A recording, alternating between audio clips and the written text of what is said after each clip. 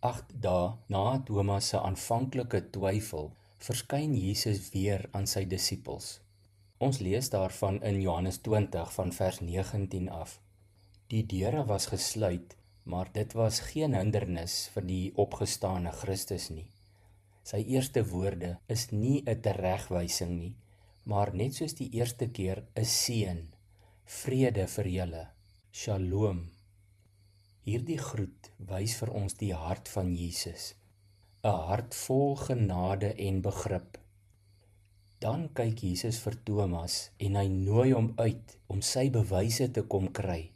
Bring jou vinger hier en kyk na my hande, en bring jou hand en steek hom in my sy, en moenie langer ongelowig wees nie, maar wees gelowig. Hierdie persoonlike benadering wys dat Jesus ons individuele stryd ken en bereid is om ons daarin te ontmoet. Hy gaan verder, hy nooi jou nader, hy roep jou, bring jou hand. God se manier om homself te openbaar is nie altyd dramaties nie, dit is ook nie oombliklik nie. God laat hom nie ontstel deur ons ongeduld of ons angstigheid nie. Dikwels kom hy na ons op 'n stil en soms verrassende manier. In 1 Konings 19 vers 11 en 12 ervaar die moedelose Elia God nie in die sterk wind, die aardbewing of die vuur nie, maar daarna in 'n sagte fluistering te midde van 'n windstilte. Net so werk die Heilige Gees vandag in die harte van gelowiges. Op 'n stil manier bring hy oortuiging en vrede, innerlike oortuiging en daardie vrede wat alle verstand te bowe gaan. Ons moet fyn ingestel wees op hierdie sagte fluistering van die Heilige Gees. In sommige Engelse Bybels is Elia se belewenis vertaal met 'n small still voice. Romeine 8 vers 16 sê, die Gees getuig saam met ons gees dat ons kinders van God is. 'n Sagte oortuiging.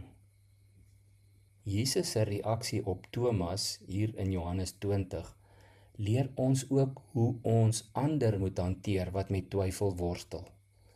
In plaas daarvan om te oordeel of met kitsoplossings vorendag te kom, moet ons eerder met baie geduld en liefde reageer. In Galasiërs 6 vers 1 praat Paulus van 'n gees van sagmoedigheid. Die boodskap sê, tree met deernis op. Die kerk, die gemeente, behoort altyd 'n veilige ruimte te wees, waar eerlike vrae verwelkom word. 'n Plek waar ook twyfelaars altyd welkom moet voel.